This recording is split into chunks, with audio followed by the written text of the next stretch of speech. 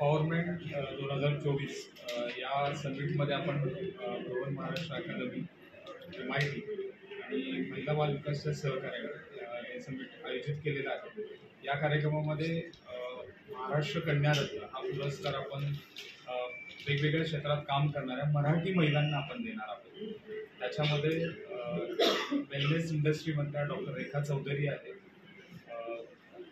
त्याच्यानंतर Maharashtra chambers of कॉमर्सच्या महिला विभाग समितीच्या अध्यक्षा डॉक्टर संगीता पाटील आहेत. सिंगापूरच्या सिफा आयुर्वेदाच्या अध्यक्षा डॉक्टर शिल्पा स्वार आहेत. राजश्री गायकवाड.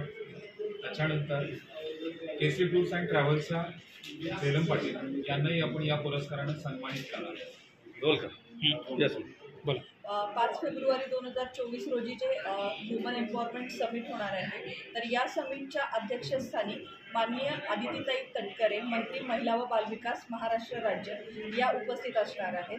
त्यांच्याबरोबरच राज्य महिला आयोगाच्या अध्यक्षा माननीय रुपालीताई चाकणकर, तसेच महिला व बालविकास विभागाचे आयुक्त डॉक्टर प्रशांत नारनवरे सर, तसेच मानव अधिकाराचे ज्ञानेश्वर मुळे आणि माजी राज्य महिला आयोग अध्यक्षा रोहिणीताई रहाटकर हे मान्यवर उपस्थित राहणार आहेत.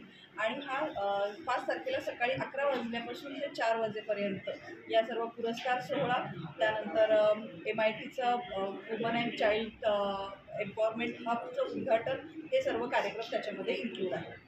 मी डॉक्टर सपना देव, अधिष्ठाता school of law, MIT ADT university. 5 फेब्रुवारीला आम्ही जो प्रोग्राम ऑर्गनाईज करत आहोत, त्या प्रोग्रामचा मुख्य उद्देश हा आमचा वुमन एम्पॉवरमेंट आहे. आणि वाढत्या क्राईममध्ये, वाढत्या गुन्ह्यांमध्ये जे सायबर क्राईमचे प्रमाण खूप प्रमाणात वाढलेले आहे, त्याच्यामध्ये प्रकार डॉग्सिंगसारखे, सायबर बुलिंगसारखे, सायबर स्टॉकिंगसारखे सगळे वेगवेगळ्या प्रकारचे क्राईम्स हे खूप वाढत आहेत. ह्याला प्रत्येक महिलेला, प्रत्येक लहान मुलाला, प्रत्येक मुलीला हे सगळं माहिती पाहिजे की हे काय होत आहे, कशाप्रकारे आपण आपल्याकडे जर आलं किंवा मैत्रिणींकडे आपल्या आलं तर त्या पद्धतीला, त्या क्राईमला, त्या गुन्ह्याला कसं डील करायचं, ह्या अवेअरनेससाठी हा मेन उद्देश ठेवून आम्ही हा प्रोग्राम कोलॅबरेट केला आहे. आणि तो 5 तारखेला पूर्ण 1 डे वर्कशॉप असणार आहे, ज्याच्यात आम्ही legal advocacy, legal consultancy, digital privacy आणि सगळ्यात महत्त्व म्हणजे सायबर सेक्युरिटी, सुरक्षा, सायबर सुरक्षा कशी ठेवावी महिलांनी, हे आम्ही सांगणार आहोत.